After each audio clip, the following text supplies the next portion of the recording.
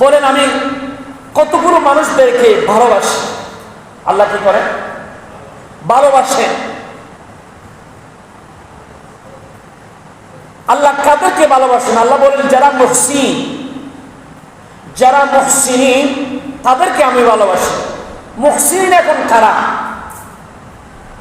আল্লাহ পাক রব্বুল আলামিন পবিত্র কালামুল্লাহ শরীফের সূরাতুল বাকারা 195 নম্বর আয়াত আল্লাহ রাব্বুল আলামিন মুহসিনিন বান্দাদের পরিচয় তুলে ধরেছেন।